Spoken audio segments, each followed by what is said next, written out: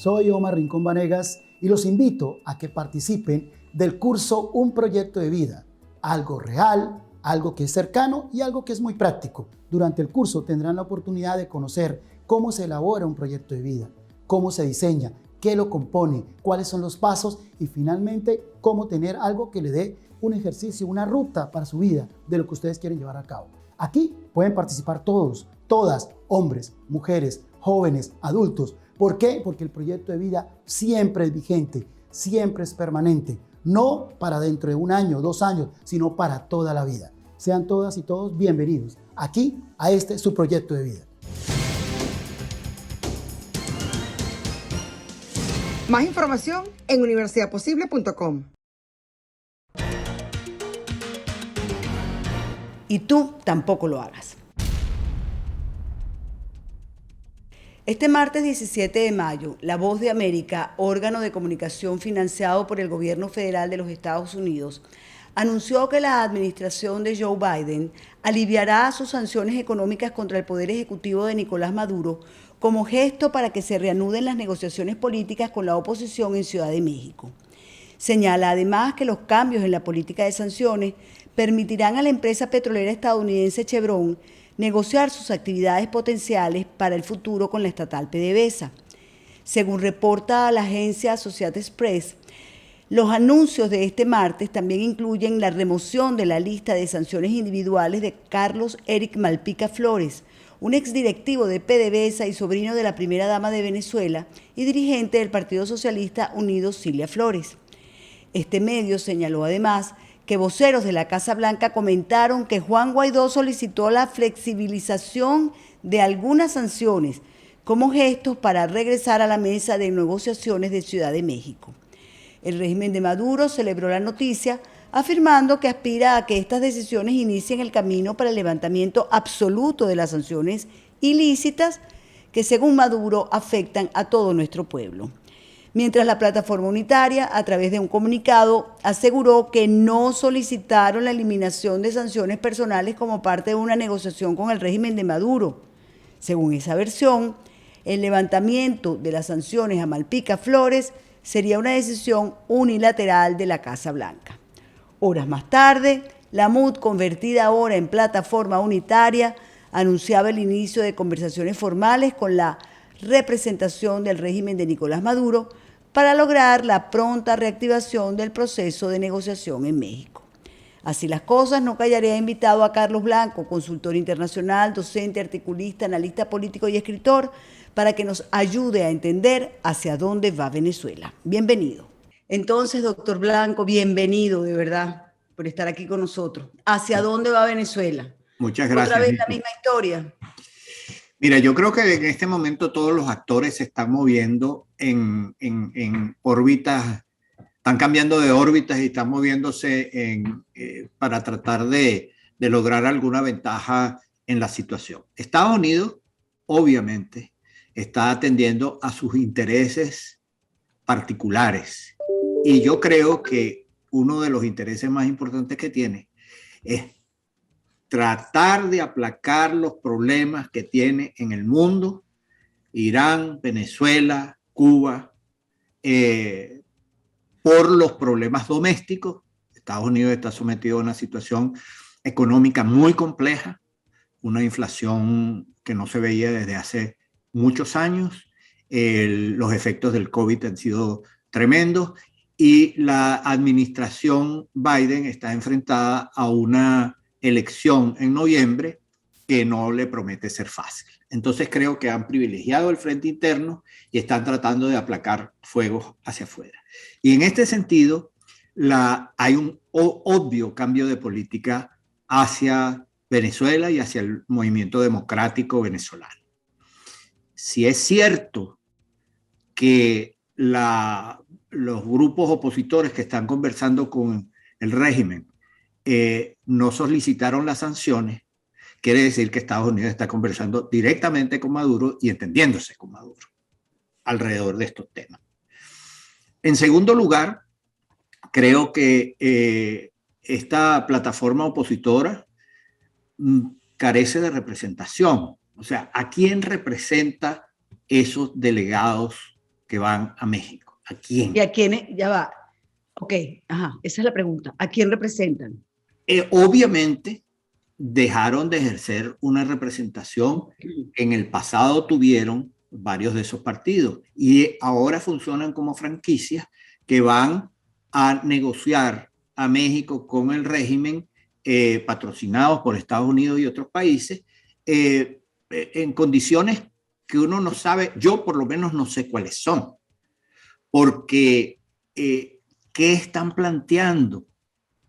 Porque en este momento a mí me resulta muy curioso que el gran objetivo sea que el régimen se siente en México.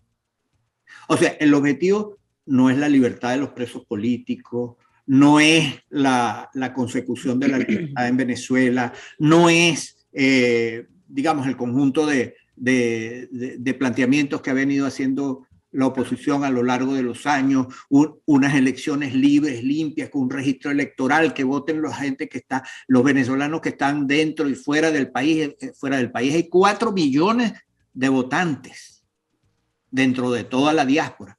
Es decir, esos planteamientos aparentemente no están.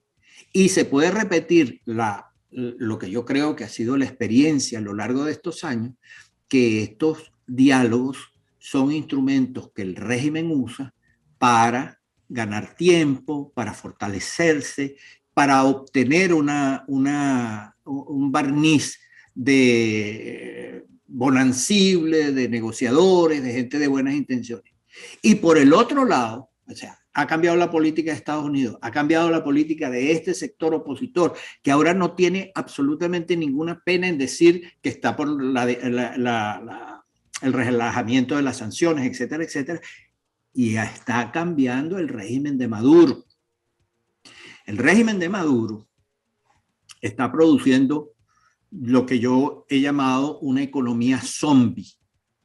¿Cómo es eso? Que no es que hay una economía enferma y está surgiendo una economía sana en esas burbujas, no, sino que esas burbujas son la expresión de esa economía enferma. Esa es una muestra más de la enfermedad, porque Venezuela se ha convertido en una gigantesca máquina de lavar dinero, porque la distinción entre las actividades legales que existen y las ilegales se difumina, porque el régimen ha alcanzado un nivel de evolución en el que está produciendo su propia clase dominante, su propia oligarquía, incluso sus propios sectores de clase media y sus propios pobres clubs. Es decir, hay no solamente un gobierno, una administración, un Estado controlado, sino que a lo largo de 22 años se han producido nuevos sectores sociales que pretenden cumplir, para hacer una analogía que no es exacta, el papel de los oligarcas rusos en Rusia, que es esa nueva clase que se formó en el proceso de cambio de la Unión Soviética hacia Rusia. Entonces creo que estamos en presencia de una transformación global de los actores en un contexto latinoamericano que vira hacia la izquierda. Que vira hacia la izquierda no necesariamente hacia Maduro, hacia lo que representa Maduro, Ortega y Díaz-Canel en Cuba, sino hacia una posición que es menos militante a favor de la causa democrática de Venezuela. Entonces, pienso que estamos en una situación muy compleja, que a lo que ahora se agregaría Colombia, si es cierto que al final triunfa Petro como las encuestas señalan. Es posible que no sea una situación inevitable, pero es lo que parece. Entonces, hay un cambio de los actores y eso es lo que nosotros estamos viendo en este momento en el panorama latinoamericano y venezolano. El panorama no es nada halagador, porque si hay un viraje hacia la izquierda, doctor, en el continente, entonces lo que viene es miseria y hambre. Y lo digo porque es lo que vemos en Cuba, lo que vemos en Venezuela, lo que se comienza a sentir y a ver en Nicaragua, es terrible. Yo creo que hay una diferencia entre lo que ocurre en Argentina, en Chile, para ponerlo como ejemplo, de lo que ocurre en Nicaragua, Venezuela y Cuba. Es decir, allá es la izquierda, es una cosa, a mí me parece, por lo que estoy viendo en las informaciones en Chile con el proyecto de constitución un poco extraño, enloquecido, pero digamos, todavía las instituciones democráticas existen en algunos de esos países. En el caso de Nicaragua, Cuba, Venezuela, eso no existe. Y la amenaza en Colombia es que Petro, que ha sido un aliado de estas fuerzas más radicales en el continente, ha sido partícipe de esas fuerzas radicales en el continente, pudiera estar más próximo a Maduro, digamos, que a Boric, más próximo a Ortega que a Fernández en Argentina. Entonces, eso creo que es un elemento definitorio de la situación del continente. Más aún cuando hay dos fuerzas gravitando en el panorama, que son Andrés Manuel López Obrador en México y la potencialidad de Lula en Brasil de su regreso como presidente. Un inciso, porque me nombró a México. Y en medio de todo esto que ha pasado entre ayer y antier, porque primero fue aliviar las sanciones a Cuba y seguidamente las sanciones a Venezuela, lo que yo creo que es el mismo paquete, usted me dirá si es o no es, hay en el medio la Cumbre de las Américas, en la cual ya hay una amenaza prácticamente que continental de que nadie va si no van Nicaragua, Venezuela y Cuba. Es decir, hay un boicot contra la Cumbre de las Américas. Parte de esto, le pregunto, ¿podría tener, parte de estas decisiones de aliviar las sanciones, podría tener que ver con un tema diplomático de ya va, yo voy a aliviar las sanciones, vengan a la cumbre? No sé, le pregunto. Y al final, yo lo creo. Y al final terminarán invitando a los dictadores. No lo sé y no lo creo, pero pienso que sí, que esto tiene este objetivo de aliviar las tensiones para tratar de encontrar una especie de punto de equilibrio en el continente que permita desplazar para la cumbre a Cuba, Nicaragua y el régimen venezolano y que permita que otros países solidarios con Nicaragua, Venezuela y Cuba puedan asistir. Hay algunos que ya han anunciado que asistirán bajo protesta. En todo caso, lo que pienso es que aliviar las sanciones a Cuba y al régimen venezolano en el contexto mundial, donde estos dos países, sus gobiernos, son los principales aliados de Rusia en la región, envía una pésima señal al mundo, porque eso significa que esta cabeza de playa que representa Maduro en el continente como aliado fundamental de Rusia en el continente, pues es un régimen al cual se le empieza a considerar como un interlocutor. Ya no es el violador de los derechos humanos, el tipo por el cual se ofrecieron unos cuantos millones de dólares por parte del Estado americano, sino que ya es, un interlocutor con el que hay que hablar. Pero ahora, a mí una de las cosas que me parece asombrosa es que el planteamiento es volver a sentarse. Uno podría decir, eso es interesante porque nunca se han sentado, pero se han sentado 14 veces. Y de esas reuniones no ha salido absolutamente nada. Pero es que positivo. Además, doctor, siguen insistiendo en Alex Saab, en que Alex Saab tiene que ser aceptado, y luego que uno ve, porque es que aquí en esta conversación hemos dejado muchos puntos. Usted dijo, por ejemplo, si es cierto que Guaidó no pidió que se aliviaran las sanciones, ¿y por qué vamos a creer que no las pidieron?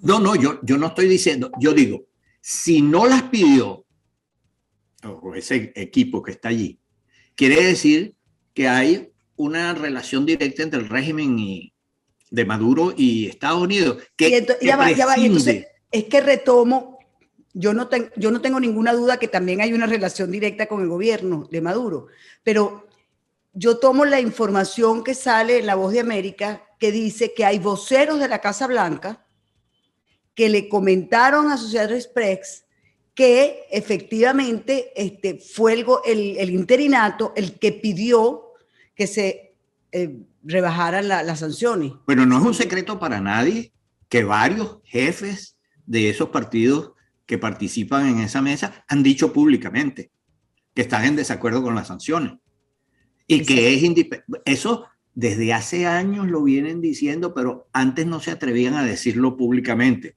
sino que algunos delegados iban a Washington a decir eso. Es una locura eso que están haciendo. Ahora, ¿cómo es esto de, en vez de pedir la libertad de presos políticos, se pida que se le quiten las sanciones al sobrino de la señora Cilia Flores, que ha estado involucrado en cualquier cantidad de corruptelas?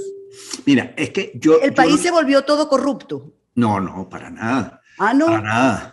Entonces, ¿en qué se convirtió? No, Venezuela está convertido en este momento en un garito en el cual, porque el régimen lo ha convertido así. Y hay gente que se acomoda a eso. Ok, el régimen lo ha convertido así. Hay gente que no se acomoda a eso. Hay gente que está obligada a vivir en una situación de opresión dentro del país. Doctor, yo no estoy hablando del venezolano de a pie, yo estoy hablando del sector político, de eso que llaman ahora sector empresarial, eso que es la nueva oligarquía del régimen. Bueno, sí, el régimen, yo he venido desarrollando esta idea hace tiempo. El régimen primero conquistó el poder ejecutivo, cuando Chávez ganó. Después de 2002 tomaron posesión de varias instituciones del Estado fundamental, pero a marcha forzada y a saco. PDVSA, la Fuerza Armada, el Banco Central, como instituciones fundamentales. Después se volcaron sobre las gobernaciones y alcaldías, que controlan completamente. Las que no controlaban, les pusieron los protectores. Y cuando no les pusieron los protectores, les pusieron los jefes militares de las redes, las SODI y las ARI. Entonces, eso ha sido así. Pero lo más reciente, en los años recientes, lo que ha ocurrido es que han forjado sus propios sectores sociales. Ya no son aquellos testaferros que se llevan unos reales y le dan una comisión. Eso ya va dejando, ya esos que eran testaferros y que tienen una cantidad inmensa de dinero, ya son operadores políticos que controlan gente, que dictan políticas a través de los personajes a los que financian o de los medios que controlan. Entonces hay una operación política de esa oligarquía que se ha construido dentro del país.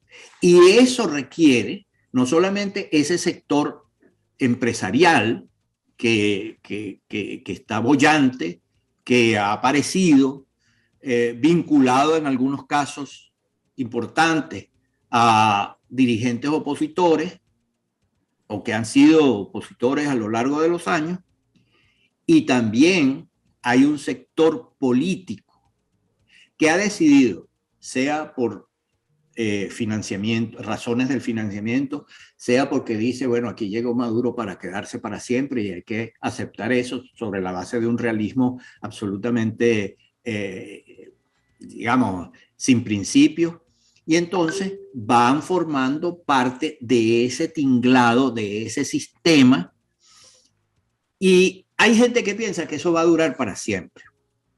Pero los fundamentos, yo no creo.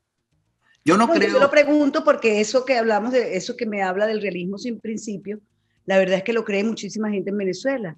Sí, es verdad. Uno habla con los venezolanos que están en el país, le dice, mira, yo no quiero saber absolutamente nada de la política.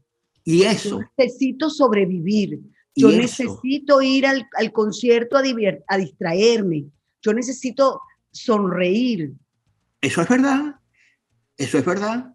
Y la gente no puede, la gente que vive todos los días, desde las 6 de la mañana y se acuesta a las 8, a las 9, a las 10 de la noche y vuelve a levantarse y tiene que buscar plata para sobrevenir sus necesidades, no puede vivir con un puñal atravesado todo el tiempo, no puede no sonreír, no puede no tratar de divertirse, porque la vida es la vida.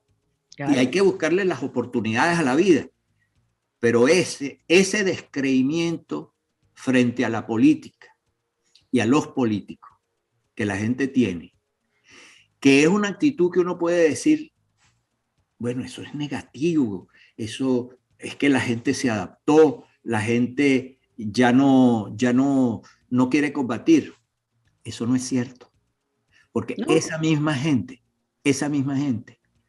que considera que la política y los políticos no valen la pena o los han traicionado o son censurables, esa misma gente está diciendo ante nuestras narices que esa gente es la fuerza para un cambio en el futuro, porque rechazar la política y los políticos en este momento no es una posición de principio. Yo rechazo la política porque la política es sucia. No, yo rechazo esta política. Yo rechazo a estos políticos.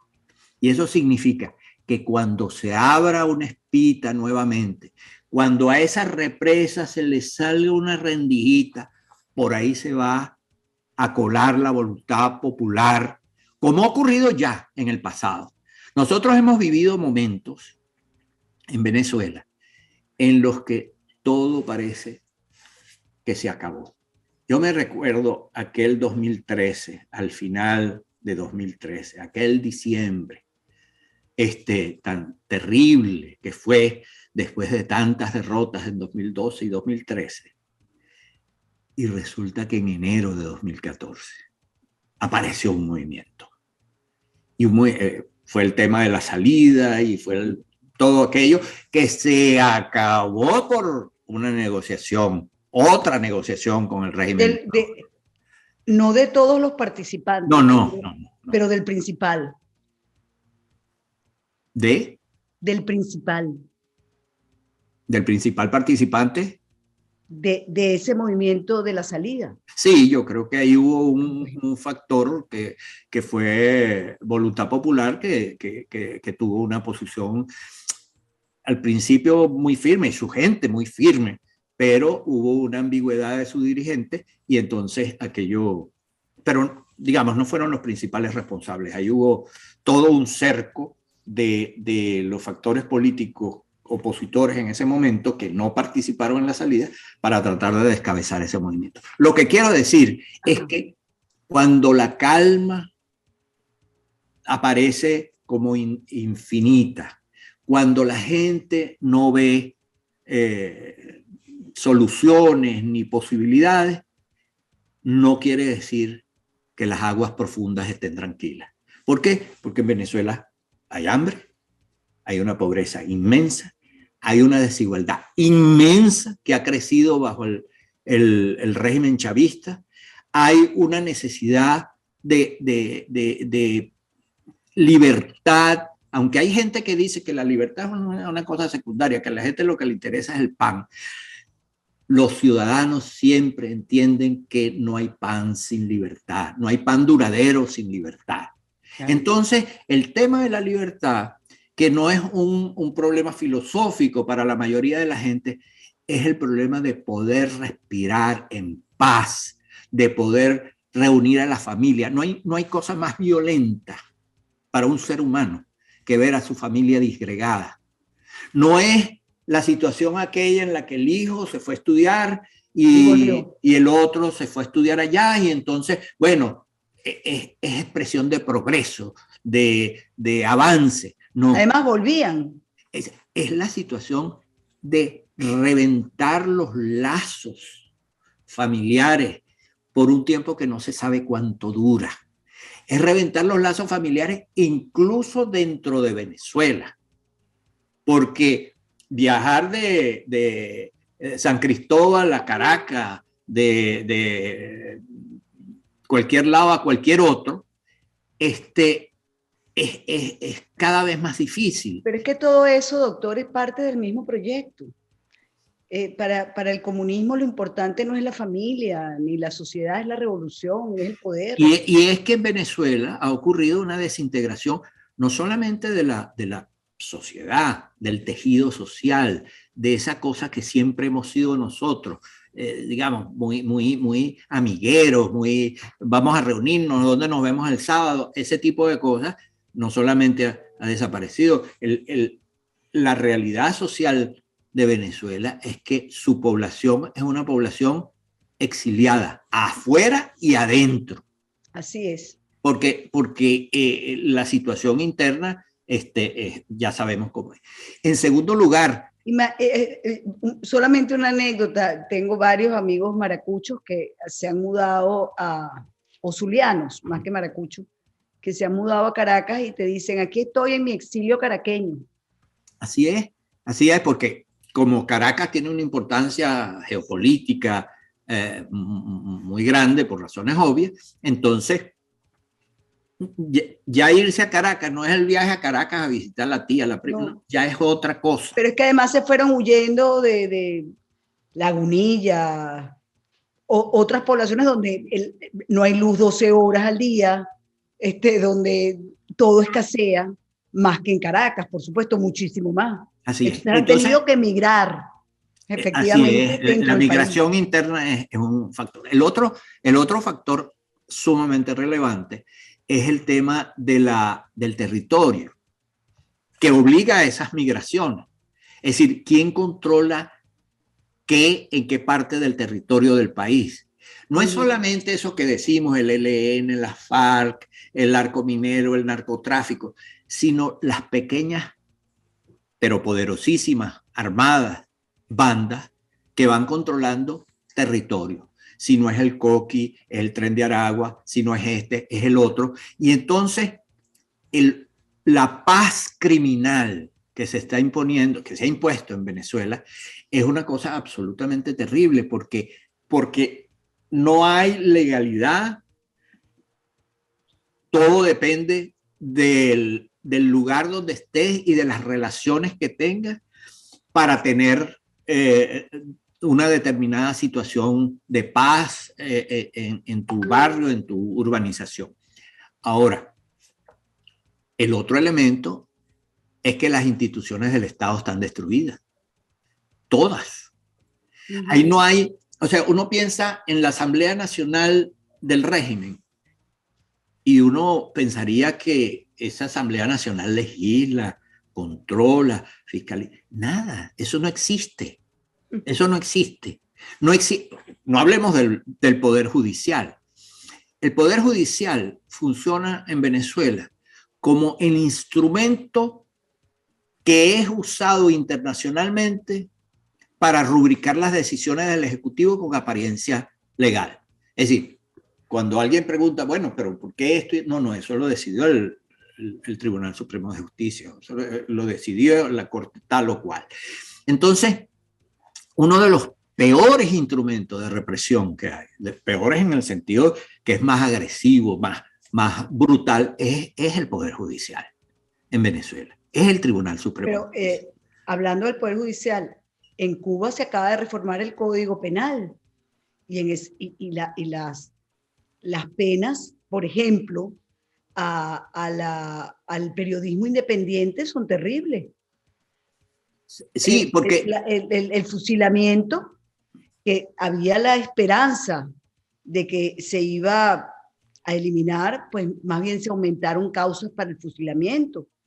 Entonces, esto no es, a mí lo que me llama la atención es que los Estados Unidos dejó de ser el imperio, porque se le alborota cada vez, siempre fue Cuba. Cuba era aquella isla. No, pero ya no es Cuba.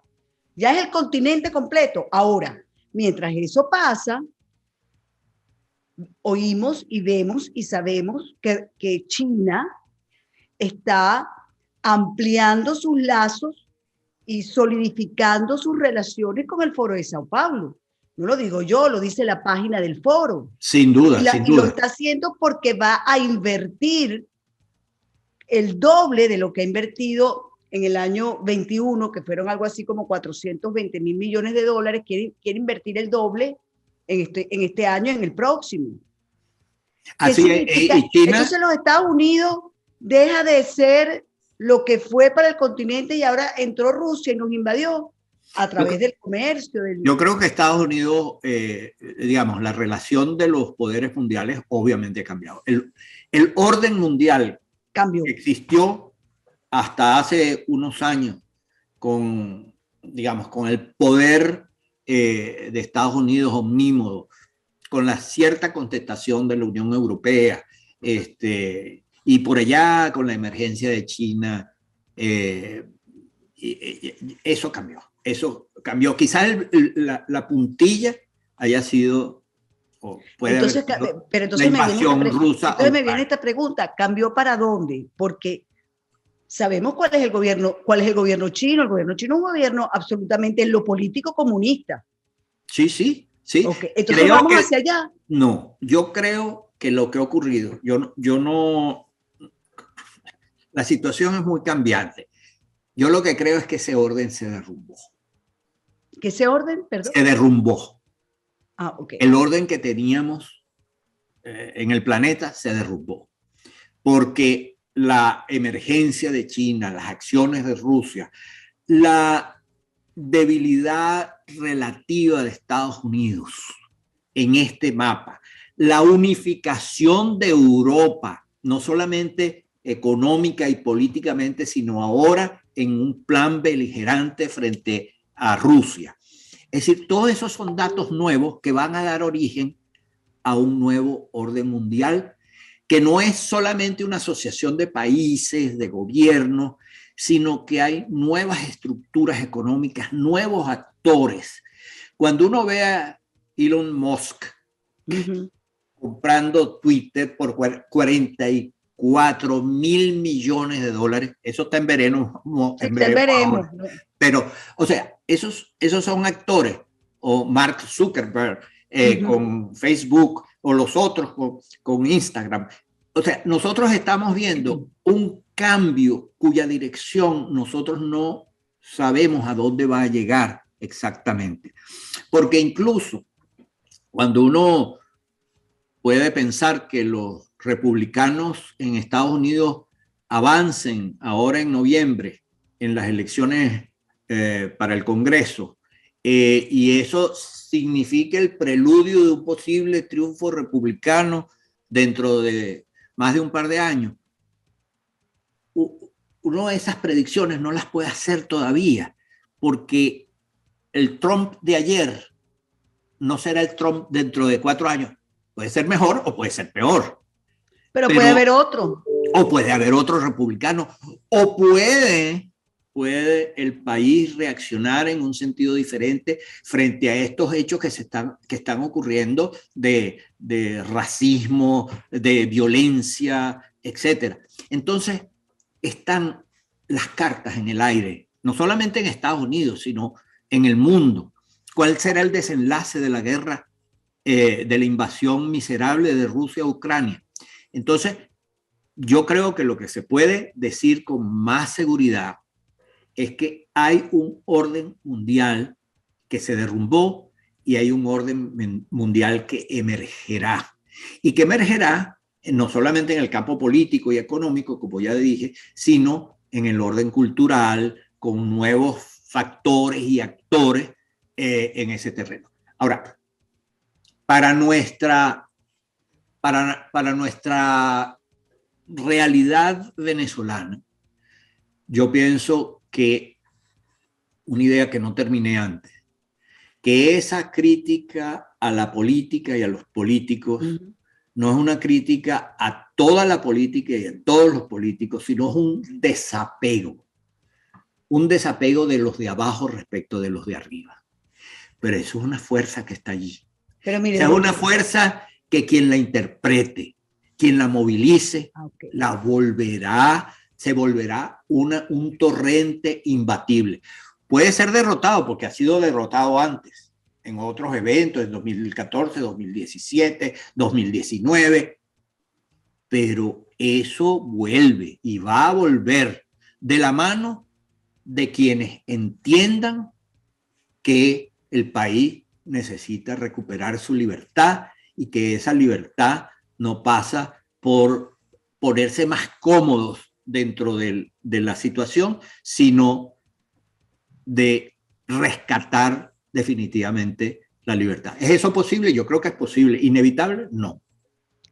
La verdad, doctor, que yo lo veo todo muy complicado y muy difícil y cada vez más lejano. Porque, bueno, tenemos enfrente a Cuba con 63 años de dictadura y un país que lo dejamos absolutamente solo, América Latina y el mundo, y ahí está. Y cada vez se murió Fidel y se morirá Castro, pero ahí seguirá el régimen. Y Venezuela ya va por 23 años. Sí, yo creo que no hay nada escrito, porque es verdad. Bueno, no hay nada escrito, pero lo que quiero decir, así como la Unión Soviética duró 70 años, bueno, podemos llegar a lo mismo, ¿no? Es decir, ni usted ni yo vamos a ver el desenlace si seguimos por este camino. No. Yo creo... seguimos por este camino. Ah, de acuerdo. Seguimos por este camino. Pero yo creo que, mira, siempre, Nito, siempre aparece el cisne negro. Siempre. Y en un mundo caótico, en un mundo organizado, el cisne negro viene de cuando en cuando como el cometa Halley. Pero en un mundo caótico se aparece por aquí y por allá. Pasan eventos que uno dice, bueno, ¿cómo esto que era posible yo no lo vi venir? ¿Y cómo esto otro tampoco lo vi venir? O sea, un cisne negro es este cambio de la política de los Estados Unidos hacia Venezuela. Ese es un cisne negro. ¿Por qué? Porque esto revela y plantea que la política para rescatar la libertad en Venezuela no la puede dirigir ningún país que no sea los venezolanos. No la puede dirigir el Departamento de Estado, no la puede dirigir eso que se llama la comunidad internacional. Tienen que ser ningún país. Cosa que... más allá, mira, ningún país irá más allá de donde vayan las fuerzas democráticas del país. O sea, eso no va a ocurrir si las fuerzas democráticas del país retroceden y entonces hay que negociar en México y no hay que movilizar a la sociedad. ¿Quién se va a lanzar a esa aventura de no, hay que salir de Maduro y tal? Que no lo van a hacer. Esta lucha es una lucha que tiene que ser comandada por las fuerzas de la libertad en Venezuela. Hoy están en una situación mala. Si hay algo que yo rescato de los 40 años de democracia civil, y usted me lo dirá porque usted fue ministro en uno de los gobiernos, es que todos los presidentes de todos los signos tenían las mejores relaciones con los Estados Unidos, pero los Estados Unidos no les mandaban. No. Hay eventos que yo recuerde. Carlos Andrés, Caldera y Luis Herrera, que se le pararon en firme a los Estados Unidos. Siempre amigos de los Estados Unidos y de su gobierno, pero cero imposiciones. Y yo creo que eso ayuda a Estados Unidos. Tener una posición de amistad, porque lo quiero decir, sin el apoyo de Estados Unidos no hay libertad en Venezuela. No hay. Pero eso es otra cosa. Sin apoyo, eso es otra cosa. Esta es una guerra internacional que se libra en Venezuela. Ahora, no puede Estados Unidos dirigir la política de la oposición venezolana, porque no le conviene ni a la oposición ni a Estados Unidos. Y a mí me parece que lo fundamental es entender como en 2019. ¿Qué pasó en 2019 con el interinato de Guaidó? Cuando existió el interinato. Bueno, que había una el gran país esperanza. estaba movilizado, que el país estaba avanzando bajo un liderazgo reconocido por todos nosotros, y en ese marco los países avanzaron. Yo recuerdo que Colombia, Brasil, Estados Unidos, Chile, Argentina, se movilizaron, Brasil muy importante, en el apoyo hacia el interinato y hacia las fuerzas democráticas del país. Y era una cosa que iba como al trote. Sí. Pero después, cuando es la misma oposición apoyada por esos factores internacionales, que espérate un momentico que vamos a negociar. Todo se derrumbó, como dice la canción. Y aquello todo se derrumbó. Todo se derrumbó. De mí. Así es. Así es. ¿Cómo? Ya estamos terminando, le quité más tiempo. ¿Cómo ve hoy a Guaidó y al interinato, la figura? No, yo creo que el interinato no tiene existencia material, es una existencia metafísica. Guaidó es un dirigente político, se ha formado como un dirigente político. No sé qué papel quiere jugar. Él manda señales ambiguas, a veces como presidente interino, a veces como dirigente de Voluntad Popular, a veces como dirigente de otros partidos. Y entonces, no lo sé. Yo creo que que uno de los defectos de este liderazgo juvenil que se ha desarrollado en los últimos años. Juvenil es envejecido. Sí, envejecimiento prematuro. Que no dice, no responde. O sea, nunca ha explicado, por ejemplo, por qué se abandonó el cese de la usurpación. Es una pregunta sencillísima. Y por cierto, hay periodistas que no se la hacen. ¿Por qué abandonó el cese de la usurpación? Eso puede tener una explicación. Y una explicación que puede ser incluso convincente. No, porque las condiciones cambiaron, porque esto, porque lo otro, porque no pudimos, porque... Pero es una explicación que no existe. Ok, se cambió eso por elecciones libres. Y entonces lo único que sabemos es que supuestamente se sientan en México por unas elecciones libres. Después de todo lo que usted nos ha contado, de cómo nos ha puesto aquí sobre la mesa el escenario internacional, planetario, ¿cómo nosotros podemos creer o cómo se puede creer que están en México para que estos señores que detentan el poder en Venezuela los van a entregar en unas elecciones libres? Eso es creíble, eso es posible. No, es que la naturaleza, esto no es una dictadura que tiene sus propias restricciones. Es decir, como la de Pérez Jiménez, Pinochet, que llega un momento en que tienen que decidir si matan a gente o si tienen que tascar el freno. Esa es una decisión que muchos de los dictadores, y por eso salen, han salido.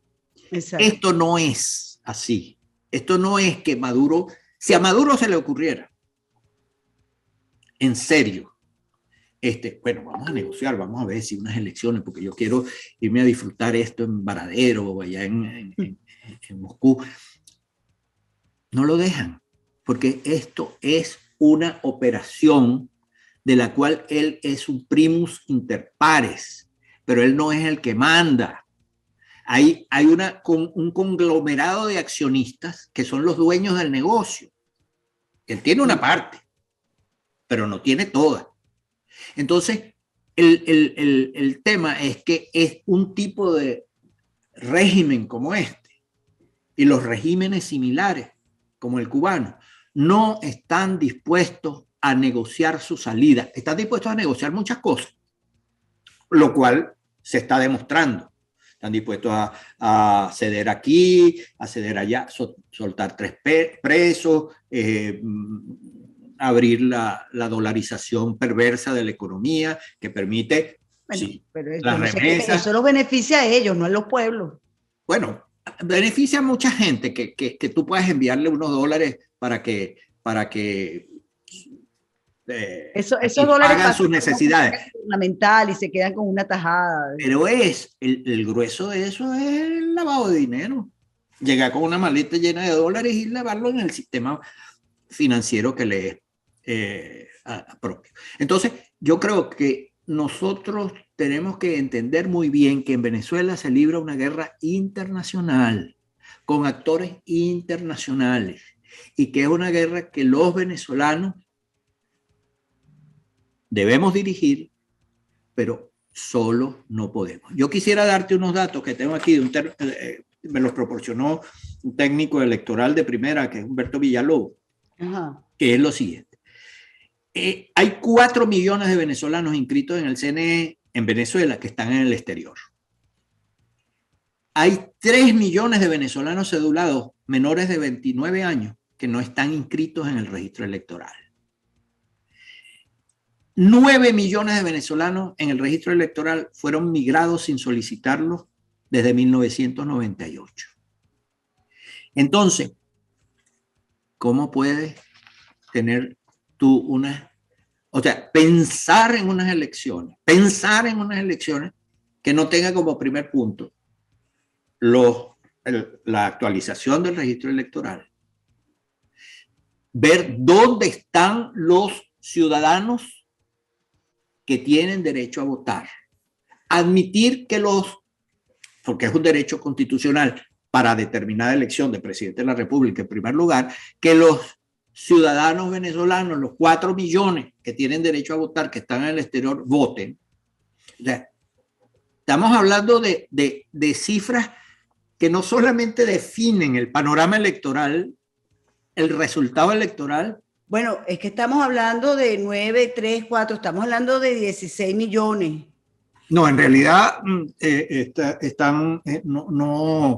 no suban eso, sino hay algunos están repetidos en otras categorías. Pongámosle 10 millones entonces, pues. 10 millones, 9 millones. 10 millones, ¿qué significa en una elección? Bueno, significa que yo puedo ser presidente con esos 9 millones. Es decir, que ahí hay votos para ganar una elección. Con los que están no registrados, que están en el exterior, que están excluidos. Y los que están migrados. Que están migrados. Con esos venezolanos, millones de venezolanos, hay que contar. No hay una elección sana, no hay una elección creíble sin que participen todos los que tienen el derecho a votar. Entonces, acabamos de ver unas declaraciones, la verdad, lamentables de un rector del CNE, Márquez, que dice que el voto de los venezolanos en el exterior depende de un acuerdo político. Es decir, ¿cómo es posible que un derecho, el ejercicio de un derecho, esté sometido a un acuerdo político entre Maduro y unos representantes de la oposición que no representan sino a sus partidos? Esa no es una oposición. Yo creo que las cosas hay que empezar a decirlas por su nombre. Eso es el mismo régimen, es la misma gente. Yo te diría, porque sé que eres muy cercano a ella, como lo soy yo, y yo lo he confesado públicamente. Yo diría que María Corina Machado no es, por ejemplo, oposición. Yo diría que es resistencia. Se resiste a eso. Sí, yo creo que hay que introducir esa diferencia, porque hay dos palabras que han sido objeto de apropiación indebida. Exacto. Una, la oposición. Entonces, esa es una sombrilla debajo de la cual se guarece gente que se enfrenta al régimen, gente que cree que no hay que enfrentarse al régimen y gente que es parte del régimen. Exacto. Como ha sido demostrado con los tránsfugas abiertos y todavía no demostrado con los tránsfugas encubiertos. Esa es una palabra que tiene que ser rehecha, para ser exquisitos diría, deconstruida, para ver quiénes en verdad se enfrentan al régimen, luchan por la libertad, quienes creen que, bueno, hay que llegar a algún tipo de convivencia porque no es posible hacer un enfrentamiento o porque hay un entendimiento. Y la otra palabra que ha sido objeto de apropiación indebida es unidad. La unidad, por ejemplo, estos delegados de 4 partidos y 2 o 3 grupos más a México y que actúan y que acaban de elegir por decisión propia a Barbosa como secretario ejecutivo. Bueno, ellos se asumen como la unidad. Y entonces bueno, eso es un hecho de propaganda, nosotros somos la unidad y quienes no están aquí no son la unidad. Resulta que ha hecho que la unidad progresivamente sea objeto de rechazo. O sea, a mí no me importa la unidad. Y en el fondo, tienen razón quienes dicen, el problema no es la unidad, el problema son los objetivos y los principios. Tiene que haber unidad en relación con objetivos y principios. Entonces nos unificamos para enfrentar al régimen. En 2019 nos unificamos todos. ¿Para qué? Para enfrentar al régimen. Pero a partir de ahí, como las aguas se dividieron en 2 cauces y dentro de cada uno de esos cauces, en varios subcauces, entonces ahora esa unidad entre aquellos y estos no es deseable. Entonces, para concluir y ponerle punto final, la unidad ha servido para que les levanten las sanciones a Malpicaflores, para sentarse en México a hablar de unas elecciones libres y creíbles que no son posibles cuando hay al menos 9 millones de venezolanos que están por fuera del registro electoral, dentro y fuera del país. Sí, yo creo que el problema central sigue siendo cómo recuperar la libertad. Ese es el problema. Y esa es la pregunta. Y hay que hacer la pregunta, ¿por qué el cese de la usurpación a la cual seguía el gobierno de transición y elecciones libres y limpias, en un acto de magia se cambió? Y entonces ahora son elecciones libres y después no sabemos qué pasa. Pero habría que hacerle también la pregunta, por ejemplo, a los que aconsejan desde los Estados Unidos, ¿por qué se cambió? ¿Y por qué ahora los Estados Unidos levanta las sanciones y conversa directamente? Es posible que haya que hacer esa pregunta. Cuando tiene sobre la cabeza de Chávez, de Maduro, 15 millones de dólares, sí. Y cuando es el único latinoamericano o el primer latinoamericano que tiene una investigación abierta en la Corte Penal Internacional, y cuando ha sido sancionado por la Corte Suprema de Justicia. Obviamente es un cambio de política de Estados Unidos, pero yo quiero decir que la política de los países amigos dependerá de la política interna, de hasta dónde llegue la oposición real dentro del país. Si la oposición se retira, los países no pueden ser más papistas que el Papa. Claro. Qué conversación tan amena. Me quedó una que la voy a dejar para cualquier otro momento. Y era quién maneja el teleprompter de Biden. Parece que un enemigo, pero no sé, hay que. Yo no sé si es enemigo. Muchísimas gracias de verdad, doctor Blanco, por habernos recibido. Tuvimos algunos contratiempos con el internet, pero por culpa nuestra, así que le agradezco el tiempo que se ha tomado, ¿sí? Bueno, un placer, Nitu, como siempre, y mucho éxito. Lo mismo digo. Como la gran periodista que eres. Gracias. Algo aprendí de todo lo que le he leído. Muchísimas gracias. Un abrazo. Hasta chao. la próxima, amigos, en un No Callaré. Si te gustó este contenido, suscríbete a nuestro canal y activa las notificaciones.